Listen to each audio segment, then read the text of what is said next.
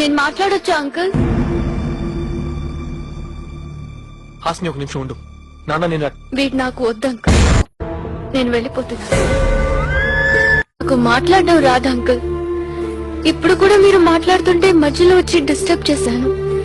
ఇది కరెక్టో కాదో కూడా నాకు తెలియదు, కానీ సిద్ధుకి మాత్రం నేను కరెక్ట్ కాదని అనిపిస్తుంది. మీరు నన్ను ఇంటికి తీసుకురమ్మన్నప్పుడు 7 రోజుల్లో ఒక మనిషి గురించి ఎలా తెలిసిపోతుందో అనుకున్నాను, కానీ తెలుసుకోవచ్చని మీరు నా గురించి ఏం తెలుసుకున్నారో నాకు తెలియదు అంకుల్. కానీ సిద్ధు గురించి నేను చాలా తెలుసుకున్నాను. ఒకప్పుడు వీలైతే 4 మాటలు అన్నాడు, ఇప్పుడు అస్సలు మాట్లాడొద్దంటున్నాడు. ఒకప్పుడు సరదాగా మాట్లాడడానికి ఫోన్ చేసేవాడు, ఇప్పుడు తిట్టడానికి ఫోన్ చేస్తున్నాడు.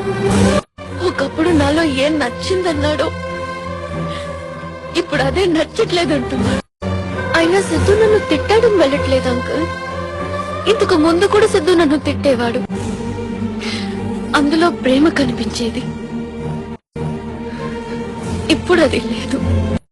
ఇంట్లో నేను ఒక్కదాన్ని ఉన్నప్పుడు కూడా ఎప్పుడూ ఒంటరిగా ఫీల్ అవ్వలేదు, కానీ ఇక్కడ నా చుట్టూ ఇంతమంది ఉన్నా ఒంటరిగా ఫీల్. నాకు ఇంట్లో ఒకలాగా బయట ఒకలాగా నటించడం రాదు అంకుల్. ఇక్కడ ఉంటే లైఫ్ లాంగ్ నటించాల్సి వస్తుందేమోనని గెస్ట్ లాగా వచ్చాను, గెస్ట్ లాగే వెళ్ళిపోతున్నాను.